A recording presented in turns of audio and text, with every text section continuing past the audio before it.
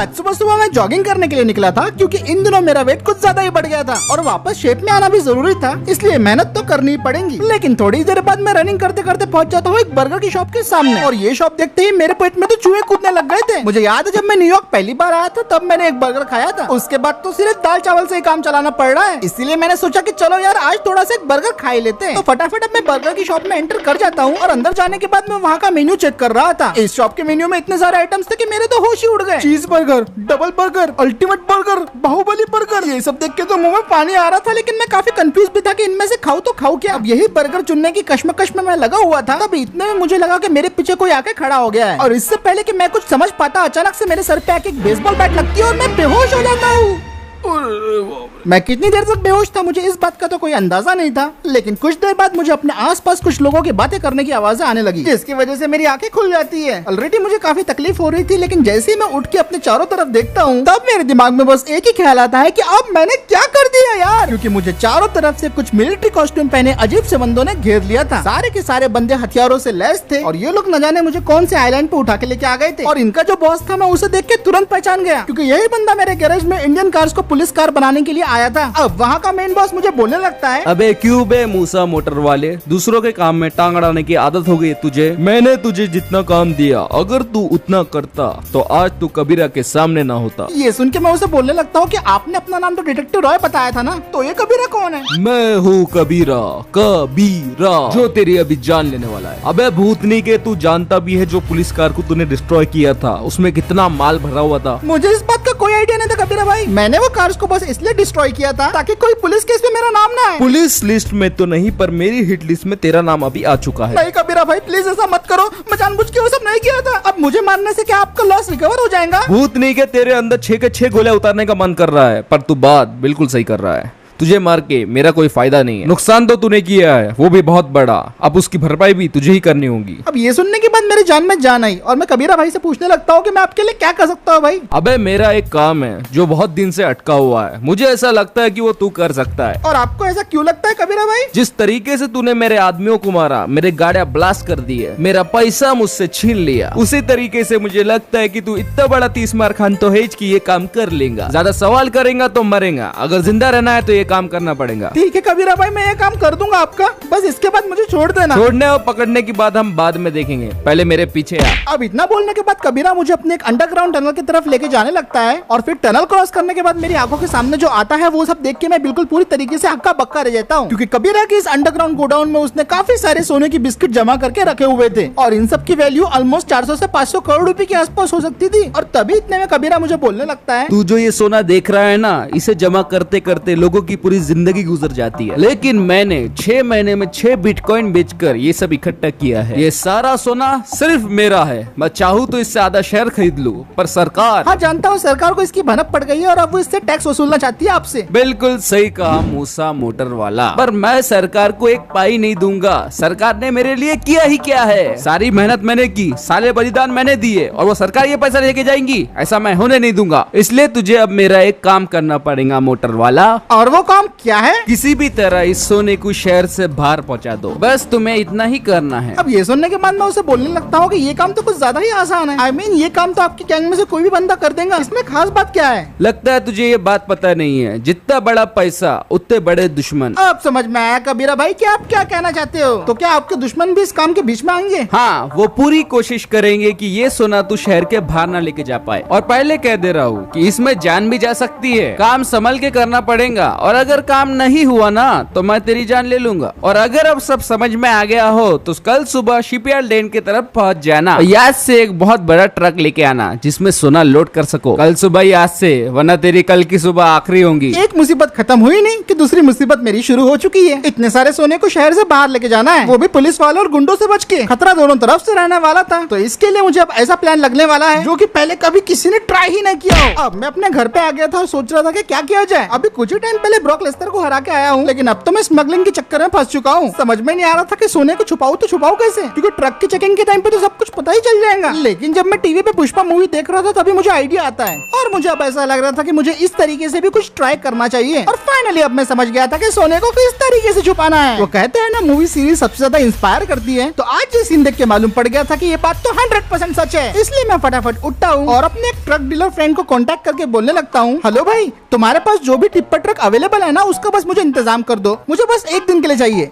हाँ, मैं समझ गया भाई, बस एक दिन के लिए चाहिए, कोई भी चलेगा। हाँ ठीक है, मैं पेमेंट कर दूंगा। ओके, कोई इशू नहीं। ठीक है, कल मिलते हैं भाई। चलो फाइनली ट्रक का इंतजाम तो हो गया था। अब चलता हूँ सोने और अगली सुबह देखते हैं कि क्या होता है। ओ साहब जी, जैसा आपने बोला था, मैंने आपके लिए ट्रक का इंतजाम कर दिया। ओ, हमको इससे बड़ा ट्रक नहीं मिला, पर ये अपने आप में बहुत बड़ा है साहब जी। अब मेरे फ्रेंड ने जो मुझे ट्रक दिखाया था वो था टाटा सिग्नल टिप्पर ट्रक। ये एक हैवी ड्यूटी ट्रक था और जैसे मैंने सोने को स्मगल करने का प्लान बनाया था उसके लिए ट्रक परफेक्ट था। तो भाई इसका एक दिन का किराया आप कितना चार्ज करने वाले हो? ओ साहब जी, 6,500 रुपए और पेट्रोल तुमको डालना पड़ेगा। यार तुम दोस्त हो इसलिए मैं तुम्हारे पास आया, उसके बावजूद तुम मुझे इतना महंगे में दे रहे हो यार। वो सब्जी मत लोगों 10,500 रुपए में देता, पर तू अपना दोस्ती से 6,500 रुपए। चलो भाई ठीक है, ये लो कैश। ओए थैंक यू सब्जी, मैं चला मोमोज बनाने। ठेले पे तो बहुत बुलाऊंगी, चिन चा। तो चलो, मेरे पास अब ट्रक तो आ गया था, इसलिए मैं फटाफट ट्रक के अंदर बैठ जाता हूँ और उसे स्टार्ट कर देता हूँ। और ये ट्रक तो लिटरली शेर की तरह गुर्रा रहा था। और फिर फर्स्ट गियर डाल के मैं ट्रक को लेके यहाँ से निकल पड़ता हूँ। अभी मुझे सबसे पहले इस ट्रक को लेके कबीरा भाई के अड्डे पे पहुँचना था, जो कि डॉकयार्ड लेन की तरफ था और यहाँ से लगभग 20 किलोमीटर दूर था। तो वहाँ पे पहुँचने के बाद सबसे पहले मुझे सामान को पिकअप करना होगा। और सामान से मेरा मतलब है कि वही सोने के बिस्कुट। आज संडे का दिन था तो वैसे भी रोड पे इतना ट्रैफिक नहीं था, तो उम्मीद है जो मैं काम करना जा रहा हूँ वो पूरी तरीके से सक्सेसफुली होगा। और दोस्तों, ये टाटा सिग्नल टिप्पर GTIndiaMods.com पे अवेलेबल है, वहाँ से आप इसे परचेज भी कर सकते हो। तो अब फाइनली आधे घंटे के बाद मैं कबीरा भाई के अड्डे पे पहुँच गया था और यहाँ पे तो इन लोगों ने पूरा इंतजाम करके रखा था। और फिर उसके बाद कबीरा भाई मुझे बोलने लगते हैं, अबे तू श्योर तो है ना, क्या तू इस ट्रक से ये काम कर भी पाएगा? मुझे लगा तू मैं क्या कोई और बड़ा ट्रक लेके आएगा। कबीरा भाई, अगर मैं बड़ा ट्रक लेके आता तो ज्यादा लोग इसके ऊपर शक कर सकते थे, इसीलिए मैं टाटा सिग्नल उठा लाया, इस पे कोई शक नहीं करेगा। चल अब तू बोल रहा है तो ठीक है। ए भोपिया, चल लोड कर गाड़ी में सामान। अब सबसे पहले तो कबीरा अपने सारे सोने की बिस्कुट टिप्पर के कंटेनर के अंदर लोड करवा देता है। और ये सारे गोल्ड की वैल्यू थी लगभग 200 करोड़ के आसपास। और जब कंटेनर में सारे सोने की बिस्कुट लोड हो गए, तब बारी थी मेरे प्लान के अनुसार इन बिस्किट को छुपाने की। ए भोपिया, ट्रक के अंदर जल्दी से गिट्टी डाल दे। ओके भाई, मैं हूँ गिट्टी वाला, अब मैं इसमें गिट्टी डाल दूंगा।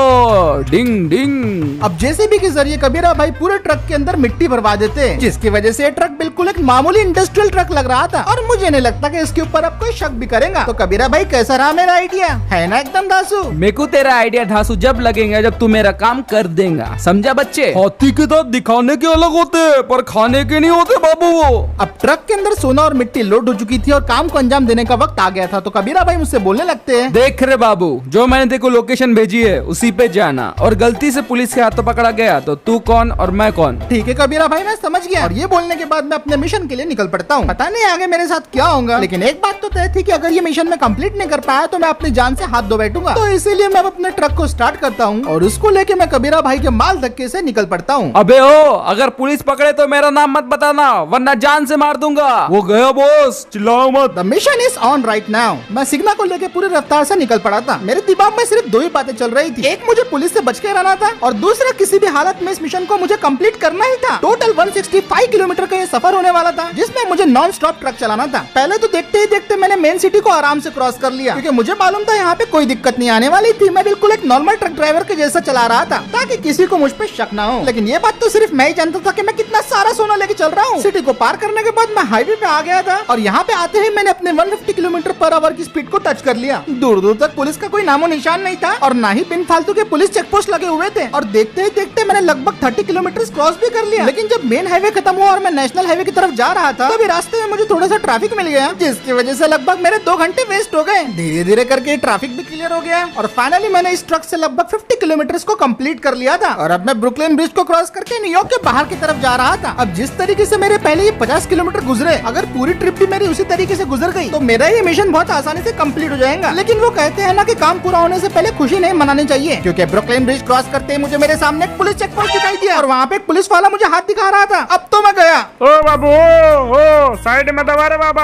अब मैं यहाँ पे कोई गड़बड़ चाहता नहीं था, इसलिए मैं पुलिस वाले की तरफ अपना ट्रक रोक देता हूँ और वो पुलिस वाला मुझसे पूछने लगता है, क्यों बे चिकने, इतने जल्दी कहाँ जा रहा है? कहीं तू बंगाली कैंप से रेती चोर के तो नहीं लेके जा रहा है? अब मैं पुलिस वाले को जवाब देता हूँ, अरे नहीं नहीं सर जी, ये रामाला तालाब की मट्टी है, इसी से मैं मटके बनाता हूँ। ये चिकनी मट्टी मटके बनाने में बहुत काम में आती है। अच्छा, तो तू मटके बनाता है और क्या है ट्रक के अंदर? कहीं तू वो तो नहीं लेके जा रहा जो मैं सोच रहा हूँ, सच सच बता दे। नहीं सर जी, ऐसा कुछ भी नहीं है। लगे तो आप चेक कर लो ट्रक में। चेक तो मैं कर लूंगा, पहले ये बता तेरा नाम क्या है? मैं तो मूसा मोटर वाला हूँ। Oh my God, Musa motor वाला, मैं तो आपको जानता हूँ। मेरा बेटा आपका बहुत बड़ा फैन है। आप ही ने ब्रॉक लेसनर को हराया है ना? हाँ, ये बस कुछ दिन पहले की बात है, लेकिन ये आपको कैसे पता सर जी? अरे मैच देखने में भी आया था, बस उस टाइम तुम थोड़े अलग लग रहे थे। हाँ, मैंने वर्कआउट बंद कर दिया तो थोड़ी सी हालत उतर गई मेरी। तो क्या सर जी मैं जा सकता हूँ? अरे तुम तो बहुत अच्छे नागरिक हो, मैं तुम्हारी गाड़ी चेक नहीं करूंगा। चल जाओ मेरे दोस्त, तुम्हारे जैसा अच्छा इंसान ट्रक के अंदर स्मगलिंग थोड़ी ना करेगा। हा हा हा, मुझे माफ करना दोस्त, तुम्हें रुकाने के लिए। थैंक यू सर जी, मैं चलता हूँ। अब मैं वापस ट्रक के अंदर बैठ के उसे स्टार्ट करके वहाँ से निकल पड़ता हूँ। लेकिन यार मुझे बुरा काफी लग रहा था, क्योंकि वो पुलिस वाला मुझ पर कितना भरोसा कर रहा था। सच में यार मुझे गलत काम करने छोड़ने पड़ेंगे। मैं कोई बुरा इंसान नहीं हूँ, लेकिन बार बार ये हालत मुझे बुरा बना देते हैं। अब ऐसे ही ड्राइव करते करते फाइनली मैंने नेशनल हाईवे को भी क्रॉस कर लिया था और मैं अब टोल नाके पे पहुंच गया था। शुक्र तो इस बात का था कि यहाँ पे बिल्कुल भी भीड़ नहीं थी। और उसको क्रॉस करने के बाद फाइनली मैंने पूरे 100 किलोमीटर को क्रॉस कर लिया था और 65 किलोमीटर अब बचे थे। अब तो मेरा मिशन लगभग कंप्लीट समझो। लेकिन जब मुझे ऐसा लग रहा था कि ये मिशन तो काफी आसानी से निकल गया, तभी मुझे एहसास हुआ कि कोई मेरा पीछा कर रहा है। अचानक से ब्लैक स्कॉर्पियो मेरे पीछे आके जोर जोर से हॉर्न मारने लगी। मुझे लगा होगा कोई छपरी ड्राइवर, इसलिए मैंने साइड दे दी। लेकिन ये छपरी तो लूटने आया था, लूटने। अचानक से उस स्कॉर्पियो मेरे ट्रक को टक्कर मारने लगी। मुझे मालूम था ऐसा कुछ होगा, तो मैंने उसका इतना कुछ लोड नहीं लिया, क्योंकि स्कॉर्पियो के मुकाबले मेरा ट्रक कुछ ज्यादा ही हेवी था और मेरे ट्रक को डिसबैलेंस करना इस चुल्लू भर स्कॉर्पियो की बात नहीं थी। पहले तो स्कॉर्पियो वाले ने मुझे बहुत सारी टक्करें मारने की कोशिश की, जिसके चक्कर में यही बेचारा खुद डिसबैलेंस होते जा रहा था। और जब इसे लगा कि सिर्फ इसके टक्कर मारने से काम नहीं बन रहा है, तो फिर इसने अपने पूरे बदमाशों की टोली बुला ली। अब मेरा भी अंडरग्राउंड होने का वक्त आ गया था और अब टोटल 4 गाड़ियां मिलकर मेरा पीछा कर रही थी। पहले तो इन लोगों ने मेरे ट्रक के ऊपर गोलियां चलाना शुरू कर दी और गोलियों से बचने के लिए मैंने अचानक से अपने ट्रक को घुमा लिया और इन सभी लोगों को चकमा देते हुए और सामने एक सीवी को ठोक के मैं वहाँ से निकल पड़ा। ये लोग कौन थे और किसके लिए काम करते थे ये तो मैं जानता नहीं था, लेकिन ये सब कुछ लूटने आए थे। अचानक से मेरे सामने एक स्कॉर्पियो आ गई और मैंने बिना ब्रेक मारे उसे ठोक दिया। इन लोगों ने बड़ी चालाकी से मुझे इस तरीके से घेर लिया था और इससे पहले कि मेरी ट्रक पे चढ़ने की कोशिश करते मैं ट्रक को मोड़ के वहाँ से निकल पड़ता हूँ। मुझे पता था मेरे साथ ऐसा कुछ होने वाला है, लेकिन इस बात का अंदाजा नहीं था कि पुलिस वालों की जगह चोर लोग मेरे पीछे लग जाएंगे। अब गोलियां चलाने से इनका काम तो बन नहीं रहा था, इसीलिए फॉर्च्यूनर मेरे ट्रक के पास आई और ट्रक को दबाना शुरू कर दिया। और क्योंकि ये फॉर्च्यूनर थी तो ट्रक पे थोड़ा बहुत इम्पैक्ट महसूस होने लगा और फिर देखते ही देखते इन लोगों ने ट्रक को घेरना शुरू कर दिया। Left right front back in लोगों ने चारों तरफ से मुझे घेर लिया था और ये लोग बस किसी भी तरह ट्रक का एक्सीडेंट करवाना चाहते थे और जान की परवाह तो इन्हें बिल्कुल भी नहीं थी। अल्टोरस वाला बंदर तो ट्रक के सामने आके और अपनी गाड़ी का एक्सीडेंट करवा बैठा, लेकिन फिर भी वो नहीं रुका। मेरे पास अब 2 रास्ते थे, या तो ट्रक छोड़ के भाग जाऊं या तो इन बदमाशों का सामना करूं। और जैसा कि आप सभी मुझे जानते हैं, मैंने दूसरा रास्ता चुना हूं, जो कि है इन बदमाशों को सबक सिखाना। फिलहाल 10 किलोमीटर तक रास्ता एकदम सीधा था। इसी को देखते हुए मैं ट्रक के ऊपर चढ़ गया था और मैंने सोच लिया था कि इन सबको ठिकाने लगाने का वक्त अब आ गया है। जो गन मावेश ने मुझे सेफ्टी के लिए दी थी वो मैं अपने जेब से निकालता हूँ और इन सब लोगों के ऊपर एम करना शुरू कर देता हूँ। और अब तो इन सब लोगों की शामत आने वाली थी। सबसे पहले तो मैंने इनकी सही पोजीशन पे आने का इंतजार किया और जैसे ही मुझे पहला मौका मिला मैंने अंधाधुंध फायरिंग शुरू कर दी। सबसे पहली गोली लगी जाके फॉर्च्यूनर को और वो पूरी तरीके से ढेर हो गई और अब इस खेल में मुझे मजा आने लग गया था। अब ये देखने के बाद वो लोग पैनिक कर गए थे और मेरी गोलियों से बचने की कोशिश कर रहे थे, जिसमें वो बिल्कुल पूरी तरीके से नाकाम हो रहे थे। एक्सयूवी का भी दीवाला निकल गया था और अब मेरा फोकस था अल्टोरास वाले बंदे पे। ये बंदा थोड़ा यूनिक था क्योंकि मेरे सारे बुलेट्स को डॉज कर रहा था। अपन का सोना दे दे भाई। लेकिन मेरे निशाने से बचना उतना ही मुश्किल है जितना रेगिस्तान में पानी मिलना और इसी के साथ अल्टोरास भी बनता धार हो गई